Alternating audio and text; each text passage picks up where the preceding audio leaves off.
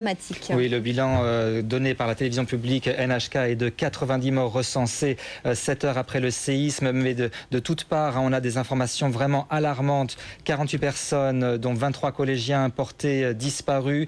Un train de passagers est lui aussi porté disparu à cause de tsunami. Et puis vraiment, sur cette plage de Sendai qui a été filmée en direct avec l'arrivée de la vague, à l'instant, on apprend donc que 200 à 300 corps viennent d'être retrouvés sur la plage. Bilan matériel aussi extrêmement grave. On parle d'une quarantaine d'incendies qui seraient en cours. 2000 personnes évacuées aux abords d'une centrale nucléaire. Une usine pétrochimique qui aurait connu une très grave explosion. À Tokyo même, il y a plus d'une cinquantaine de répliques. On retrouve justement à Tokyo pour BFM TV, Vincent Touraine. Je peux vous donner la situation ici à Tokyo.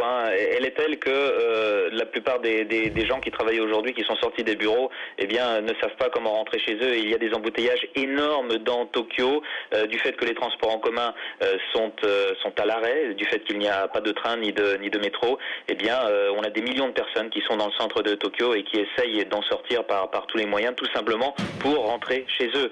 Et parfois, on a des gens qui habitent à 1 heure, 2 heures du centre de Tokyo. Ça va vraiment être problématique pour des centaines de milliers, peut-être des millions de personnes de rentrer chez eux ce soir. Pour le reste, la télévision japonaise nous montre des images cataclysmiques de ce qui s'est passé là où c'est produit le plus fort du séisme, la région de Sendai, mais également toute la partie nord-est de la façade pacifique du Japon, de l'île principale de Honshu, toute la partie qui part de 200 km au nord de Tokyo et qui va jusqu'à Hokkaido.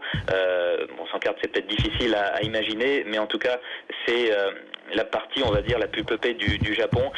Toute cette partie qui a été, en tout cas les zones côtières qui ont été ensevelies par ce tsunami énorme.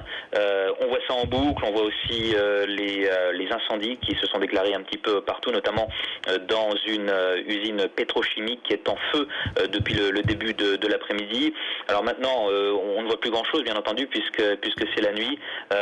Seule chose que l'on peut espérer, c'est que les eaux vont se retirer quand même dans un espace de temps relativement raisonnable et que les secours vont pouvoir intervenir. Vous parliez de ce bilan qui est tout à fait provisoire quand on voit la force avec laquelle cette vague de tsunami a balayé l'intérieur des terres jusqu'à loin dans les terres, puisque la région de Sendai est une région très plate, ce qui fait que l'eau a pu aller très très loin.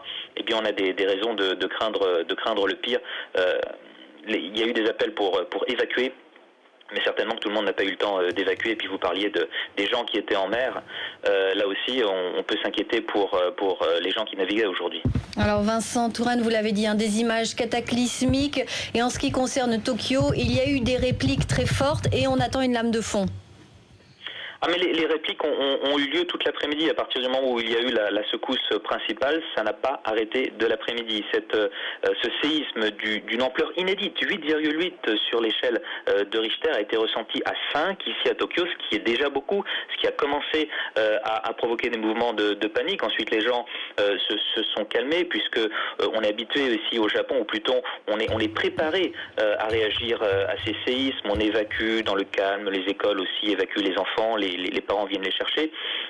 Donc il y a eu un mouvement de panique. Les choses sont à peu près rentrées dans l'ordre à Tokyo, sauf que maintenant, les gens vont essayer de rentrer chez eux. Et vu les embouteillages qu'il y a dans le centre de Tokyo, c'est pas donné. Voilà, que dire de plus si Vincent, il y a 9000 Français, oui. Vincent, qui habitent au Japon, la plupart à Tokyo. Est-ce que dans la communauté française, vous communiquez entre vous, vous entraidez? Comment ça se passe?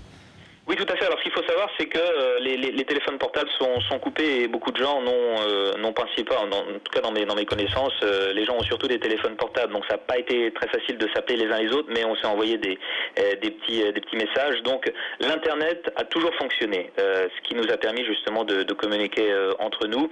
Et Tokyo étant la région dans laquelle, ou plutôt le Kanto, la région du Grand Tokyo étant la région dans laquelle il y a le plus de Français, finalement la communauté française directement concernée par le plus fort du séisme est assez limitée. Et maintenant, c'est à l'ambassade de France, au service consulaire, de faire en sorte de savoir qui était dans cette région du Sendai qui a été la plus durement touchée par ce séisme d'aujourd'hui. On va faire un point maintenant sur les dégâts en cours. 44 incendies ont lieu en ce moment même, comme ceux d'une raffinerie de pétrole. Celle-ci, grosse inquiétude aussi pour 2000 habitants des environs d'une centrale nucléaire qui sont appelés à évacuer. Les eaux de refroidissement de l'installation nucléaire ont baissé à un niveau inquiétant, mais les autorités affirment qu'aucune fuite radioactive n'a été signalée. Pour le reste des centrales, 11 réacteurs situés dans les préfectures proches de l'épicentre ont été automatiquement arrêtés par mesure de sécurité. Alors nous sommes à présent en pleine nuit au Japon. Écoutez le témoignage de ce restaurateur français à Tokyo joint par Julie Guillot. Il raconte comment il a vécu le séisme. Ce qu'on a ressenti, c'est une secousse qui a duré à peu près